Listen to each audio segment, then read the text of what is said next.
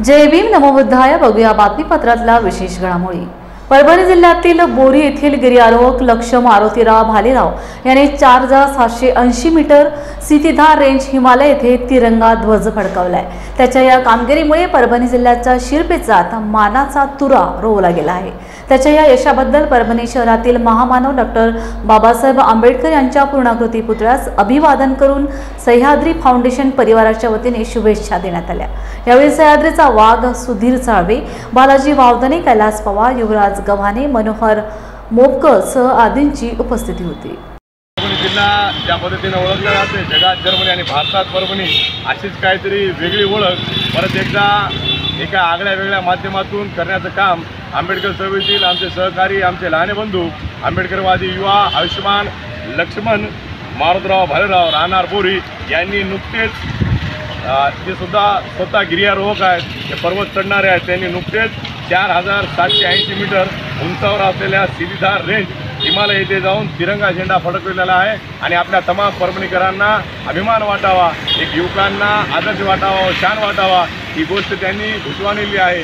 आणि तो आंबेडकरी समाजाचा, बौद्ध समाजाचा तरुण आहे। या गोष्टीचा आम्हाला सार्थ अभिमान आहे। या भारताला ज्यांनी राज्यघटना लिहून दिली, भारतीय संविधानाचा ज्यांनी अधिकार दिला, अशा बाबासाहेबांच्या चरणी आम्ही त्यांचा सत्कार गिर्यारोहक लक्ष्मण भयाचा आम्ही सत्कार करत आहोत। सर्वांना विनंती, आपण त्यांचं पहिले टाळ्या वाजवून स्वागत करूया। महावितरण शाखेच्या वतीने दिनांक 6 जून रोजी वर्धापन दिन व सुरक्षा सप्ताह उत्साहात साजरा करण्यात आला। विद्युत अपघातांचे प्रमाण शून्यावर आणण्याचा शासनाचा संकल्प तसेच विजेच्या सुरक्षित वापराबाबत नागरिकांमध्ये जनजागृती करण्याच्या उद्देशाने राज्यभर सुरक्षा सप्ताह राबवला जात आहे। कार्यक्रमाची सुरुवात माजी प्राचार्य BP नरसुडे यांच्या हस्ते कर्मचाऱ्यांकडून सुरक्षा प्रतिज्ञा घेऊन करण्यात आली। यावेळी शाखा अभियंता शाहरुख देसाई यांनी शून्य अपघाताचे उद्दिष्ट गाठण्यासाठी वर्षभर जनजागृती मोहीम राबवून गुणवत्तापूर्ण सेवा देण्याचा निर्धार व्यक्त केला। कार्यक्रमाला शाखेचे कर्मचारी सुहास पाटील, अब्दुल मजीद वजीर, मुजावर, करीम वारगीर, उमेश कांबळे, कुलदीप गुरव, अनिल सातपुते, रोहित बागडी, प्रतीक कांबळे, आकाश कांबळे, कौतुक कांबळे, प्रवीण कांबळे आदी उपस्थित होते। मी प्रतिज्ञा घेतो की माझ्या कौटुंबिक जबाबदारीचे व्यवस्थित निर्वाह करण्यासाठी विद्युत सुरक्षेची मी कधीही तडजोड करणार नाही। योग्य त्या सुरक्षा साधनांचा वापर करून तसेच विद्युत सुरक्षेविषयी सर्व नियम पाळून सदा सर्वदा सुरक्षित काम करीन व माझ्या सर्व सहकार्यांना संघ भावनेने सुरक्षित काम करीन। ग्राहकाच्या तक्रारीची ताबडतोब दखल घेऊन त्याची कारवाई करीन व माझ्या कंपनीची प्रतिमा उत्तरोत्तर उजळ करण्याचा प्रयत्न करीन। जय हिंद। अनुसूचित जाती जमाती आणि आदिवासी समाजासाठी असणाऱ्या समाज कल्याण विभागाचा 400 कोटी रुपयांचा निधी लाडकी बहीण योजनेसाठी वळविण्यात आला आहे। वर्षभरात महिलांच्यावर अन्याय अत्याचारात वाढ झाली आहे। यावर गृहमंत्री नियंत्रण ठेवू शकले नाही। यासाठी महिला शक्ती कायदा अंमलात आणावे व इतर मागण्यांसाठी आज वंचित बहुजन माथाडी कामगार युनियनच्या वतीने शहराध्यक्ष संजय गुदगे यांच्या नेतृत्वाखाली कोल्हापूर जिल्हाधिकारी कार्यालयासमोर घंटानाद आंदोलन करण्यात आले आणि त्यानंतर जिल्हाधिकारी कार्यालयातील अधिकाऱ्यांना निवेदन देऊन चौकशी करावी अशी मागणी करण्यात आली। यावेळी पदाधिकारी, कार्यकर्ते मोठ्या संख्येने उपस्थित होते।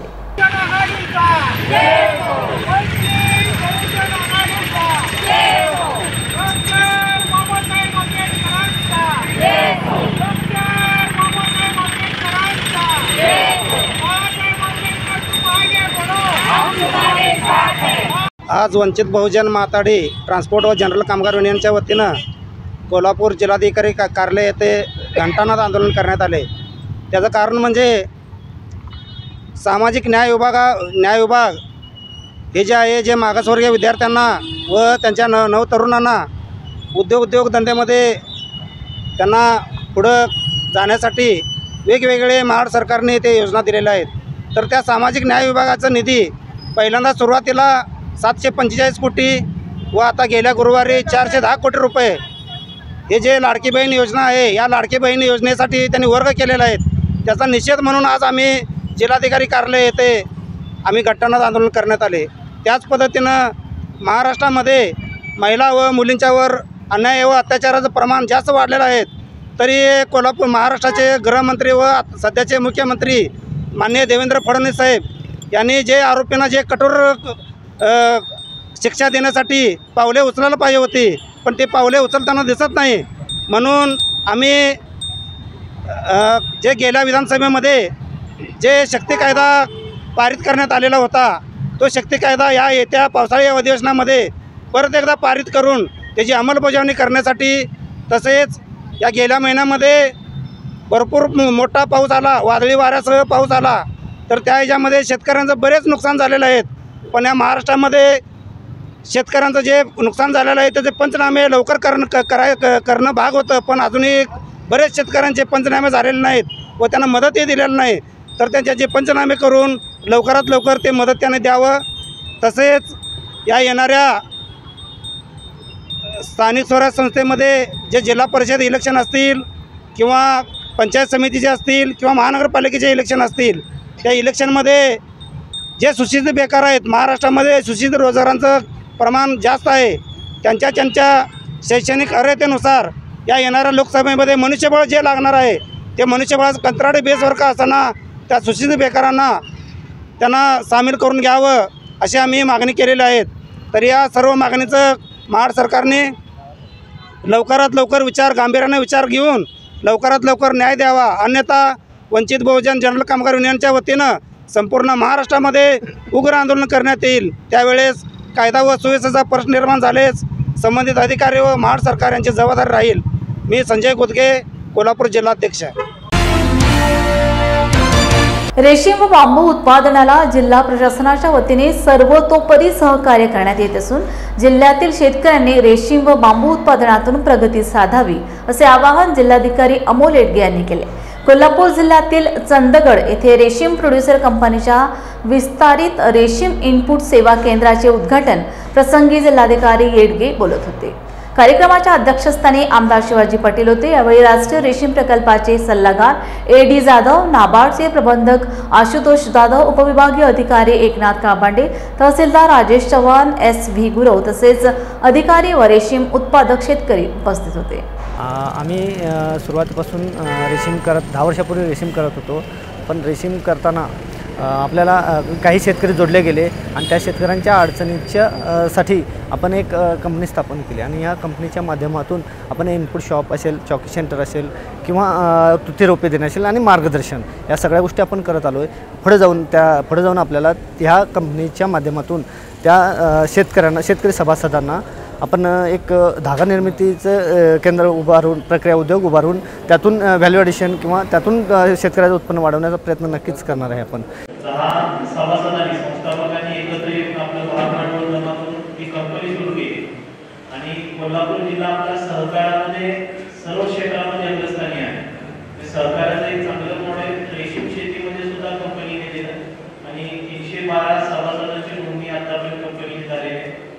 जिल्ह्यामध्ये जे काही जवळपास 800 हेक्टरपेक्षा जास्त जे आपलं रेशीमचं क्षेत्र आहे किंवा 841 आसपास शेतकरी आहेत, त्यामध्ये जवळपास 70% शेतकरी हे आपल्या भागात आहेत. चंदगड, आजरा, गडहिंग्लज या तालुक्यातले मॅक्झिमम आपल्या चंदगड तालुक्यातले रेशीमचे शेतकरी आहेत आणि ही एक चांगल्या पद्धतीची प्रगतशील शेतकऱ्यांबद्दलची एक भूमिका आपल्याला इथे समजून येते की जे नवीन जे उत्पादन आहेत, नवीन जे शेतीचे पिकं आहेत त्यामध्ये आपले शेतकरी उतरलेले आहेत. त्यामुळे मी या सर्व शेतकऱ्यांचं सर्वप्रथम अभिनंदन करतो की अभिनव उपक्रम आणि अभिनव पीक हे आपल्याला चांगल्या पद्धतीने उत्पादन देणार आहे, ते आपण निवडलेले आहे, त्यामध्ये चांगल्या पद्धतीने काम करत आहे.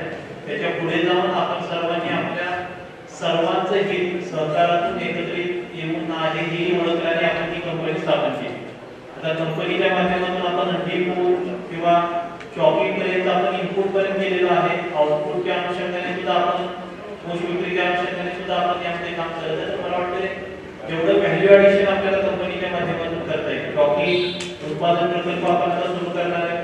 चॉकी उत्पादन प्रकल्प सुरू झाला तर अजून एक कंपनीचं पण प्रॉफिट वाढणार आहे आणि सर्व कंपनीच्या सभासदांना जो कीटक खरेदीसाठी जे वेगवेगळ्या ठिकाणी जावं लागतं ती सुद्धा वेळ वाचणार आहे. त्याच्या पुढे जाऊन माझी विनंती आपल्याला आहे की जो 10ला उत्पादन प्रकल्प आहे जो पन्हाळ्यामध्ये आता आपला सुरू झालेला आहे त्यामध्ये सुद्धा शासनाची योजना आहे. पुढच्या 1 वर्षभरात आपण टार्गेट ठेवलं आणि 10ला उत्पादन केंद्र सुद्धा आपण सुरू करावं. म्हणजे जे काही गडहिंग्लजमध्ये आपले अंडीपूर मिळतात तिथून अंडीपूर टाकल्यानंतर पूर्ण जो 10ला जो निर्माण होईल आपला सर्व सभासदांचा तो मार्केटमध्ये जाईल, व्हॅल्यू ॲडिशन चांगल्या पद्धतीने मिळेल आणि आता जे आपल्याला पैसे मिळतात त्यापेक्षा थोडे अजून अधिकचे पैसे आणि इतर ठिकाणी न जाता ते सर्वांच्या सहकार्याने आपल्याला सर्वांचे कष्ट कमीत कमी होऊन एक व्हॅल्यू ॲडिशन मिळतं. ती एक विनंती आपल्या सर्वांना माझी राहील. कंपनीचे अध्यक्ष, कंपनीचे सर्व पदाधिकारी आपण खूप चांगल्या कष्टाने कंपनी सुरू केली आहे. प्रत्येक वर्षी आपल्या शेतकऱ्यांची संख्या कशी वाढेल. आता 312 शेतकरी आहेत, 600 शेतकरी आपल्या परिसरात रेशीम उत्पादन घेणारे आहेत. ही संख्या पुढच्या वर्षभरात दुप्पट आपल्याला कशी करता येईल याचा एक आपण विचार करावा, त्याचं नियोजन करावं. सर्व शेतकऱ्यांनी मनावरती घेतलं तर हे नक्कीच वाढेल आणि कंपनीचे सभासद पण दुप्पट कसे होतील हे आपण बघावं. आपण चॉकीचा प्रकल्प सुरू करणार आहे आता येणाऱ्या काही दिवसात. त्यासोबत 10 निर्मितीचा प्रकल्प सुद्धा वर्षभरात सुरू करून एक कॉर्पोरेट पद्धतीने प्रोफेशनल पद्धतीने आपली कंपनी पुढे कशी नेता येईल आपल्याला याची एक आपण बरोबर सर्व सभासदांनी आणि पदाधिकाऱ्यांनी एकत्रित येऊन प्लॅन करावा. आपल्याला जे काही सहकार्य लागेल नाबार्डच्या माध्यमातून, ट्रेकिंग संचालनालयाच्या माध्यमातून आणि जिल्हा स्तरावर ते सर्व सहकार्य आपल्याला दिलं जाईल. त्यासोबतच शिवाजी विद्यापीठामध्ये आपलं जे सेंटर ऑफ एक्सलन्स झालेलं आहे त्या ठिकाणी सुद्धा जे टेक्निकल गायडन्स आपल्याला लागेल ते सुद्धा आपल्याला उपलब्ध करून दिले जाईल. एवढं फक्त कॅम्पस करतो.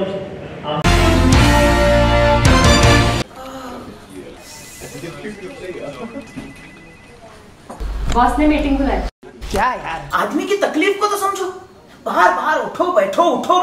जनाब, तकलीफ उठने बैठने की नहीं, तकलीफ बवासीर की है। बवासीर, फिशर, भगंदर, पाइलोनियल साइंस का आयुर्वेद तथा आधुनिक लेजर से उपचार। अभ्युदय पाइल्स लेजर हॉस्पिटल, लोहार समाज भवन के पीछे, महापुष्प सोसाइटी, शताब्दी नगर चौक से मनीष नगर रोड, नागपुर। कॉल और विजिट करें www.pilesfistulacure.com।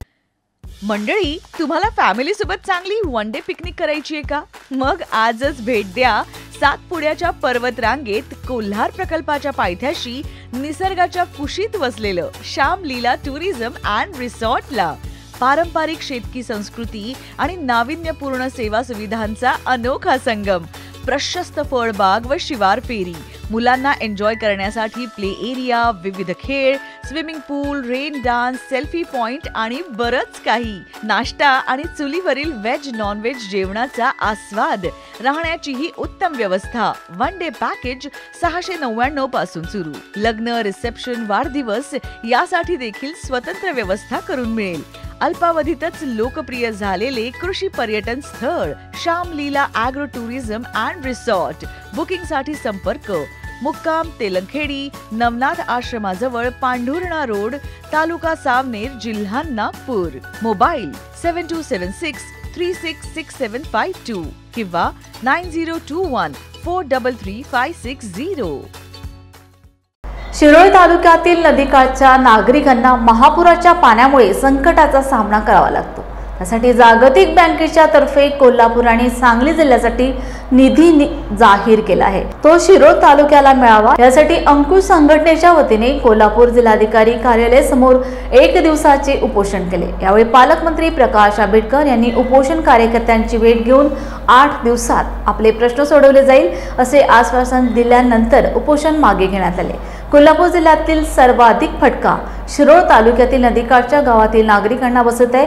या पार्श्वभूमीवर जागतिक बँकेने कोल्हापूर आणि सांगलीसाठी उपाययोजनांसाठी निधी जाहीर केला आहे। तो निधी शिरोळ तालुक्यासाठी मिळावा यासाठी अंकुश संघटनेने आंदोलन केले होते। यावेळी जिल्हाध्यक्ष दीपक पाटील, धनाजी चुडमुंगे, राकेश जगदाळे, रशीद मुल्ला, महादेव काळे, नागेश काळे आदी कार्यकर्त्यांनी भाग घेतला आहे.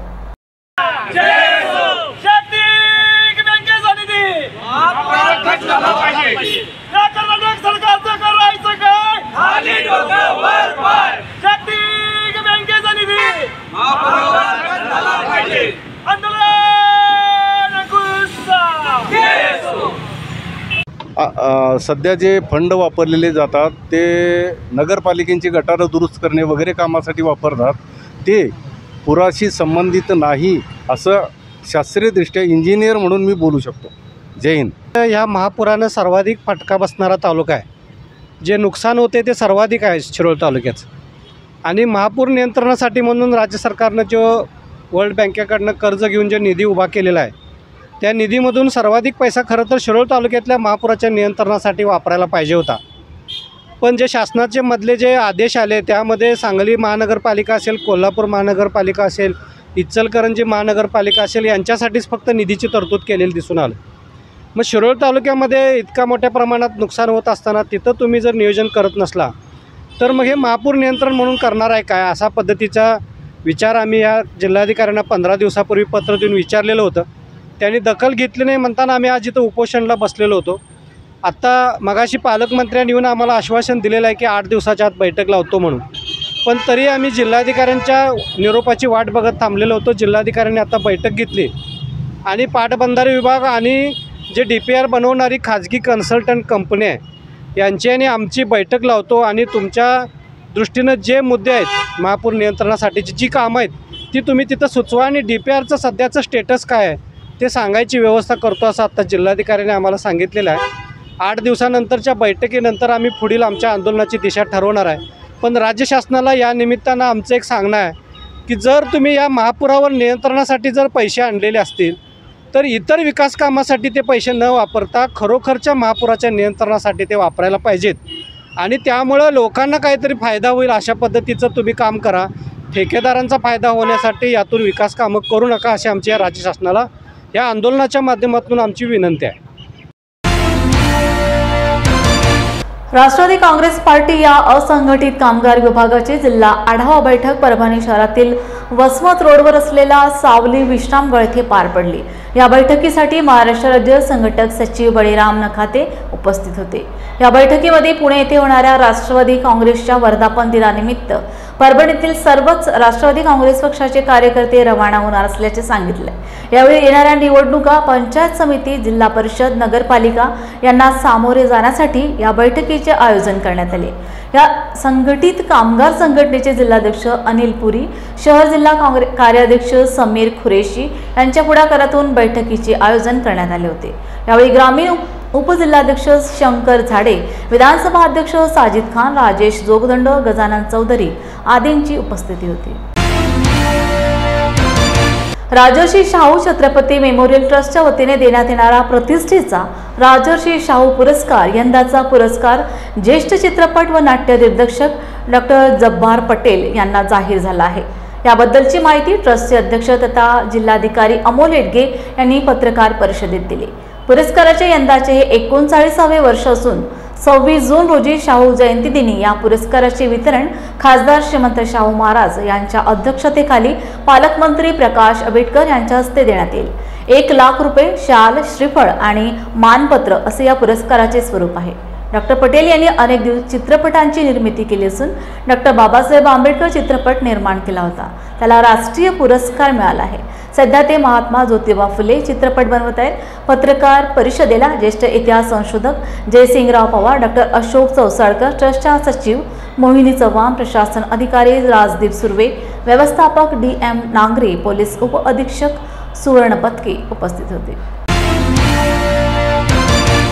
छत्रपती मेमोरियल ट्रस्ट कोल्हापूरच्या माध्यमातून दरवर्षी शाहू महाराजांच्या जयंतीदिनी राजर्षी शाहू पुरस्कार वितरण आणि त्यासोबतच जयंतीच्या सप्ताहामध्ये व्याख्यानमालाचं आयोजन केलं जातं. यावर्षी शाहू महाराजांची 151वी जयंती साजरी करताना 21 जून ते 25 जून या कालावधीमध्ये भारतीय संविधानाशी निगडीत विषयांवरती ज्येष्ठ वक्त्यांच्या व्याख्यानं आपण ठेवलेली आहेत.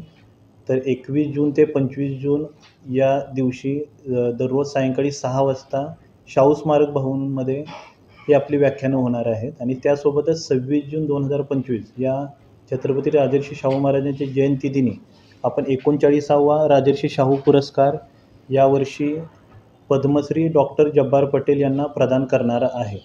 तर पद्मश्री डॉक्टर जब्बार पटेल यांना हा 151व्या जयंतीच्या दिवशी 39वा राजर्षी शाहू पुरस्कार माननीय पालकमंत्री महोदय यांच्या अध्यक्षतेखाली आणि खासदार छत्रपती शाहू महाराज यांच्या शुभ हस्ते हा पुरस्कार दिला जाणार आहे. तर माझं सर्व कोल्हापूरवासियांना आणि सर्व शाहूप्रेमींना नम्र आव्हान आहे की 21 जून ते 25 जून या कालावधीमध्ये व्याख्यानमालेसाठी तसेच 26 जून रोजी राजर्षी शाहू पुरस्काराच्या वितरणाच्या कार्यक्रमाला आपण शाहू स्मारक भवनमध्ये हजर राहावं. आणि त्यासोबतच ज्यांना प्रत्यक्षात या ठिकाणी कार्यक्रमाला हजर राहता येणार नाही त्यांच्यासाठी आम्ही ऑनलाईन प्रक्षेपणाद्वारे सुद्धा यूट्यूब चॅनलवरती सुद्धा या सर्व कार्यक्रमांचं ऑनलाईन प्रक्षेपण करणार आहे. तर ह्या व्याख्यानाचा आणि या सर्व कार्यक्रमाचा लाभ सर्व नागरिकांना घ्यावा अशा सर्व नागरिकांना विनंती.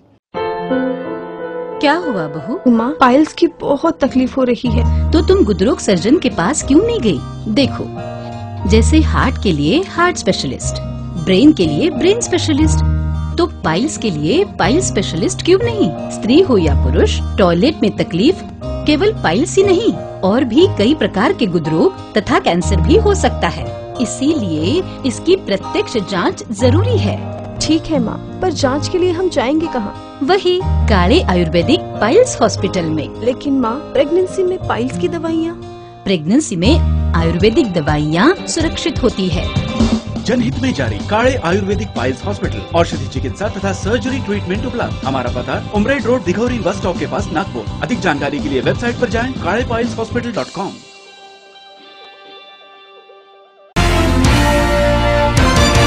रायगडच्या सुधागड तालुक्यातील मौजे भेरो येथील शेतकरी चिंतामण पवार यांच्यावर आपल्याच मालकी हक्काच्या जमिनीसाठी तब्बल 5 वेळा आमरण उपोषण करण्याची वेळ आली आहे. शेतकरी पवार यांनी सोमवारपासून पाली सुधागड तहसील कार्यालयाच्या आवारात आमरण उपोषण सुरू केले आहे. जीव गेला तरी मागे हटणार नाही असा इशारा शेतकरी चिंतामण पवार यांनी दिलाय. शेतकरी चिंतामण शंकर पवार यांच्या खाजगी मालकीची जागा सर्वे नंबर 104 व 106 सजा आवंढे हद्दीत असून त्यालगत सर्वे नंबर 105 ही मिळकत विकासक पागुर देसाई यांची आहे. कथित विकासक पागुर देसाई यांनी आपली मिळकत डेव्हलप करताना शेतकरी पवार यांच्या सर्वे नंबर 104 व 106 या मिळकतीपैकी 22 गुंठे जागेवर अतिक्रमण करून बांधकामे केली असल्याचा आरोप उपोषणकर्ते शेतकरी चिंतामण पवार व कुटुंबियांनी केला आहे. माझं नाव चिंतामण शंकर पवार, मी भेरवगावचा रहिवासी आहे. माझी औंढ्या हद्दीमध्ये 3 सर्वे नंबर होते. त्यातला एक सर्वे मी बिल्डर पागुर योग्य देसाई यांना विकला. पण बिल्डरने डेव्हलप करताना माझ्या 104 आणि 106 2 सर्वे नंबरमधील 22 गुंठे जागा त्यांनी अतिक्रमण केलं. त्यासाठी मी सरकारी मोजणी टाकली तेव्हा मला समजलं की आपली 22 गुंठे जागेमध्ये अतिक्रमण आहे. मी तहसीलदारांना यांना वेळोवेळी पत्र दिलं की बाबा माझ्या जागेत अतिक्रमण आहे. जिल्हाधिकाऱ्यांना पण दिलं. जिल्हाधिकाऱ्यांच्या पत्रातून तहसीलदारांना पत्र आलं की बाबा चौकशी करून पाहणी करा. तेव्हा तहसीलदारांनी चौकशी करून त्याचे पूर्ण मेजरमेंट घेऊन अतिक्रमण झाले असं सिद्ध केलं. त्याच्यानंतर भूमी अभिलेखनी आम्हाला लेखी लिहून दिलं की ज्या सर्वेयरांनी मोजणी केली त्यांनी जागेवर न मोजणी करता टेबलावरच मोजणी केली. त्यामुळं तिथे जो भूमी अभिलेखचा जो आहे तो मला जास्त सतावतो. कारण काय, जर ती जागेवर मोजणी झाली असती तर माझ्या 22 गुंठे जागेमध्ये अतिक्रमण झालं नसतं. हे तहसील कार्यालयाला मी वेळोवेळी सांगून त्याच्या लोकशाही मार्गातून उपोषण केलं, पण तहसील कार्यालयातून खाली आश्वासने मिळतात, त्याच्या पलीकडे काय देत नाही. आत्तासुद्धा आम्हाला आजच्या उपोषणाला तहसीलदाराने आम्हाला पत्र दिलं. आमची मागणी काय आहे, तुम्ही आम्हाला पत्र काय देत आहे? तुम्ही सरळ प्रांताला पत्र देत आहे, कलेक्टरला ज्या भूमी अभिलेखने केलं आहे त्याला पत्र द्या, टाउन प्लॅनिंगला पत्र द्या. तर ते तहसीलदार कलेक्टर आणि प्रांताला पत्र देतात. मग आता तुम्ही सांगा, हे फिरवाचं फक्त काम करतात आणि शेतकरी मी गरीब आहे, मला ते वेठीस धरण्याचं काम करतात. परभणी जिल्ह्यातील देटना या गावी डॉक्टर बाबासाहेब आंबेडकर यांच्या पुतळ्याजवळ जाऊन शिवीगाळ करत दशरथ शेषराव सातसमुद्रे या युवकास मारहाण केली. या मारहाणीत पायाला डोक्याला जबर मार लागला असून जिल्हा सामान्य रुग्णालयात 6 दिवसापासून उपचार सुरू आहे. वेळीच कारवाई व्हावी अशी मागणी करण्यात येत आहे. देखना या गावी माथेफिरू गावगुंड गावामध्ये दहशत करण्याचा प्रयत्न करत आहे. प्रशासनाने त्याला पायबंद घालावे अशी मागणी करण्यात येत आहे. वंचित बहुजन आघाडीकडून तालुका अध्यक्ष यशवंत सोनवणे, तालुका महासचिव राहुल पवळे यांनी या घटनेचा निषेध केलाय. मी राहुल कुंडलिक पवळे, तालुका वंचित बहुजन आघाडी तालुका महासचिव या नात्यानं बोलतो की मौजे देखना तालुका जिल्हा परभणी या ठिकाणी डॉक्टर बाबासाहेब आंबेडकर पुण्यकृत पुतळ्यावर एक अजय विजय डांगे नावाचा नराधम जाऊन गलिच्छ शिवा देऊन चप्पल घालून बाबासाहेबांचं मुंडकं तोडतो असं वक्तव्य करत असताना गोदवाड्यातील दशरथ सातसमुद्रे हा भीमसैनिक गेला आणि त्याला रोखण्याचा प्रयत्न केला असता त्या भीमसैनिकास बेदम मारहाण करून नको तसं बोलत होता, महिलांना शिवीगाळ दिली. त्याच्यावर ॲट्रॉसिटी गुन्हा दाखल झाला. मात्र त्यानं वय असतानासुद्धा वयात कमी जास्त करून जामीन दुसऱ्या दिवशी जामीन मंजूर झाली. त्याची जामीन मंजूर होऊ नये, त्याला कायद्यानं धाक राहिलेला नाही. जास्तीत जास्त सजा व्हावी हे वंचित बहुजन आघाडीतर्फे आम्ही नमूद केलं. त्या डोक्याला जबर मारहाण लागली, हातापायाला सुद्धा मारहाण लागली होती. अशा गावगुंडांना हा वेळीच पावबंद केलं पाहिजे असंही आम्ही या माध्यमाच्या वतीनं सांगतो. आपल्यासोबत सीताराम आहेत ज्यांच्या डोक्याला मार लागलेला आहे. सातसमुद्रे काय सांगतात बघूया. त्यांनी मला मारहाण केली आणि बाबासाहेबाच्या पुतळ्यावर चप्पल घालून हुंकला तिथं आणि मुंडकं उडवतो असं म्हणतात. माझं आम्ही रोखण्याचा प्रयत्न केला तर मारहाण केली. हा पिस्तूल त्याचे हत्यार असं दाखवून बॉडी दाखवतो आणि अजूनही खुन्नस देतो पोरांना. म्हणजे याचा अर्थ काय? याला शरम नाही आहे. देखना येथील हा प्रकार अतिशय निंदनीय आहे. महापुरुषांच्या विटंबना वेळोवेळी चालूच आहेत. ह्या विटंबना होण्याचे प्रकार थांबले पाहिजेत. लॉर्ड बुद्धा TV, दिलीप बनकर, कॅमेरामन उमेश अग्रवाल, प्रतिनिधी दिलीप बनकर, परभणी. जय भीम इंडियाच्या बातमीपत्रात वेळ झाली इथेच थांबण्याची. पुन्हा भेटूया ताजा घडामोडी घेऊन. जय भीम. आप देख रहे हैं लॉर्ड बुद्धा TV.